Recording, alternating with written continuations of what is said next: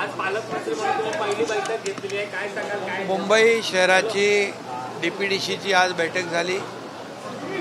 सर्व लोकप्रतिनिधींनी त्याच्यामध्ये सहभाग घेतला आणि मुंबईतल्या अनेक विषयांवर चर्चा झाली. त्याच्यामध्ये म्हाडा असेल, SRA असेल, महापालिका असेल, कायदा सुव्यवस्था असेल, BPT आहे, आरोग्य विभाग आहे, रस्ते आहेत, या सगळ्याच एकंदरीत मूलभूत सोयीसुविधा आणि अडचणी, आपापल्या भागातले प्रश्न, नागरिकांना सोयीसुविधा देणं, या सगळ्यावर चर्चा झाली. आणि सविस्तरपणे त्यांनी सर्व लोकप्रतिनिधींनी, सदस्यांनी आपापले मुद्दे मांडले. सर्व अधिकारी, संबंधित अधिकारी होते. अधिकाऱ्यांनी पूर्णपणे त्या प्रत्येकाच्या मुद्द्यांची नोंद घेतली. काही मुद्द्यांची आजच्या बैठकीत उकल देखील झाली आणि ज्या सूचना आहेत त्या पूर्णपणे त्याचं कंप्लायन्स करून त्या योग्य वेळेमध्ये पूर्ण कामं करून संबंधित लोकप्रतिनिधींना, आमदारांना त्याचं लेखी उत्तर देखील पाठवण्याची सूचना मी केलेली आहे, म्हणजे विथ कंप्लायन्स. त्यामुळे खऱ्या अर्थाने या ठिकाणी ज्या ज्या काही समस्या असतील, अडचणी असतील, त्या योग्य वेळेमध्ये दूर होतील. आणि DPDCचा 690 कोटीचा प्लॅन देखील आज आम्ही मंजूर केला आहे आणि तो मुख्यमंत्री आणि आमचे अर्थमंत्री यांच्या माध्यमातून त्याला देखील मान्यता मिळेल असा विश्वास देखील मी या ठिकाणी व्यक्त करतो. मुंबईतील आमदारांनी आपले प्रश्न जे आहेत मतदारसंघातले मांडले, मात्र वरळीतले आमदार आजच्या पहिला गैरहजर राहिलेले आहेत. नाही बघा, याच्यामध्ये संपूर्ण मुंबई शहरामध्ये जेवढे मतदारसंघ आहेत, किंबहुना मुंबई शहर, हे मुंबई शहरातल्या समस्या ज्या आहेत, या संपूर्ण समस्यांवर आज चर्चा झालेली आहे. आणि त्यामुळे शेवटी DPDCमध्ये काय असतं, DPDCमध्ये विधानसभा, विधान परिषद, खासदार आणि आमचे काही मंत्री आहेत, विधानसभेचे अध्यक्ष देखील आहेत. शेवटी प्रत्येकाचा मतदारसंघ आहे आणि म्हणून ज्या ज्या समस्या पुढे आल्या, जे प्रश्न आले, त्याला जेन्युनली अधिकाऱ्यांनी देखील उत्तर दिलं, मी देखील सांगितलं आणि त्याचं कंप्लायन्स झाल्यावर त्यांना रिटर्न देखील, म्हणजे लेखी देखील आम्ही देऊ. आणि यामध्ये म्हाडा म्हणजे हाऊसिंगचा मोठा विषय, त्यामध्ये म्हाडाचं आम्ही नवीन धोरण आणतो आहे.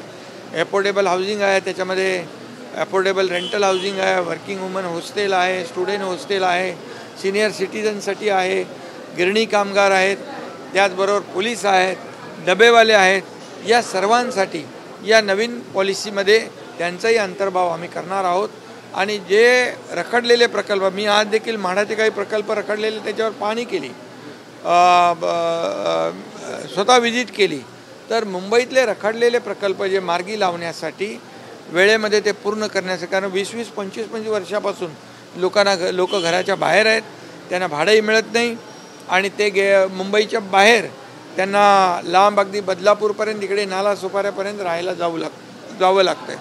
त्यामुळे हे मुंबईतले लोक मुंबईत पुन्हा आले पाहिजेत, मुंबईकर पुन्हा मुंबईत आला पाहिजे, यासाठी आम्ही SRA म्हाडा तर करतेच आहे, परंतु SRA म्हाडाबरोबर MMRD आहे, सिडको आहे, MSRDC आहे, MIDC आहे, BMC आहे, महाप्रीत आहे, या सगळ्या सरकारी एजन्सी ज्या आहेत, या सरकारी एजन्सीजनी देखील या रिडेव्हलपमेंटमध्ये पार्टिसिपेट केलं पाहिजे, त्यांनी देखील त्याच्यामध्ये आलं पाहिजे. आणि त्या शेवटी सरकारी, आता जे चेंबूरमध्ये रमाबाई आंबेडकर नगर जे आहे, तिथे 17,000 घरांचा प्रकल्प कोण करतं आहे? SRA आणि MMRD. त्यामुळे याला सुरुवात झाली आहे. ठाण्यामध्ये देखील क्लस्टरला सुरुवात झाली आहे. हा समूह विकास, एक बिल्डिंग स्टँड अलोन बांधण्यापेक्षा, मग त्याला कुठली मोकळी जागा नाही, त्याला मूलभूत सोयी सुविधा मिळत नाहीत, आणि म्हणून क्लस्टरच्या माध्यमातून मोठ्या प्रमाणावर म्हाडाच्या माध्यमातून देखील आपण प्रकल्प पुढे नेतोय, जेणेकरून लोकांना घरं वेळेवर मिळतील. आणि SRAचे जे रखडलेले प्रकल्प आहेत त्याला देखील चालना देण्यासाठी या सर्व एजन्सी काम करतील आणि त्यामुळे मुंबईतल्या मुंबईकरांचं हक्काच्या घराचं स्वप्न देखील पूर्ण करणं हे आम्ही आमचं कर्तव्य समजतो. व्हेंटिलेटरच्या बाबतीमध्ये देखील मी सूचना दिलेल्या आहेत. व्हेंटिलेटर कोविडमध्ये तर आपण इतके खरेदी केले, व्हेंटिलेटरची कमतरता पडताच कामा नये. MRI मशीन असेल, CT स्कॅन असेल, वेटिंगला जास्त वेळ लागता कामा नये. डायग्नोसिस वेळेत झालं पाहिजे. त्यासाठी काही ज्या MRI ज्या काही संस्था आहेत त्या संस्थांना देखील त्यांच्याबरोबर टाईप करण्याच्या सूचना दिलेत आणि म्हणून MRI मशीन देखील, CT स्कॅन मशीन असेल, व्हेंटिलेटर असेल, कुठेही कमतरता त्याची पडू नये त्याची देखील खरेदी करण्याच्या सूचना संबंधितांना मी दिलेल्या आहेत. त्यामुळे मला वाटतं मुंबईचं आरोग्य पोल्युशनच्या बाबतीमध्ये देखील जे काळजी घेतली पाहिजे, डीप क्लीन ड्राईव्ह पुन्हा सुरू करण्याची मागणी देखील काही लोकप्रतिनिधींनी केली, ते देखील सुरू होईल आणि मुंबईतलं प्रदूषण देखील कमी कसं होईल यावर सर्व उपाययोजना या ठिकाणी करण्याच्या देखील सूचना या ठिकाणी दिल्यात. रस्ते देखील पावसाळ्यापूर्वी करण्याची कामं, रस्ते दुरुस्त करणे, त्या ठिकाणी नालेसफाई असेल आणि वेळेमध्ये सगळे रस्ते दुरुस्त झाले पाहिजे, खड्डेमुक्त झाले पाहिजे, जेणेकरून पावसाळ्यामध्ये खड्ड्यांमधून प्रवास करावा लागू नये.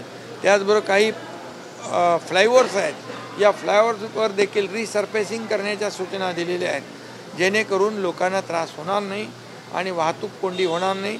वाहतुकीवर देखील चर्चा झाली, त्या संदर्भात जे अधिकारी आहेत त्यांना देखील आपण सूचना दिलेल्या आहेत.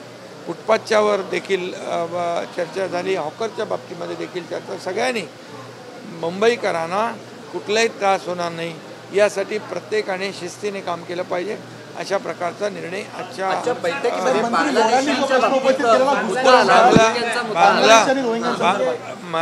मंगलप्रभात लोढांनी बांगलादेशी घुसखोर याच्या बाबतीमध्ये मुद्दा उपस्थित केला आहे. पोलीस विभागाचे अधिकारी होते, लॉ अँड ऑर्डर कायदा सुव्यवस्थेचे जॉईंट कमिशनर होते आणि त्यांना सूचना केलेली आहेत. ते त्यांचं काम सुरू आहे, अधिक वेगाने ते काम करतील आणि त्यामुळे घुसखोरांच्या बाबतीतला देखील प्रश्न निकालाचा.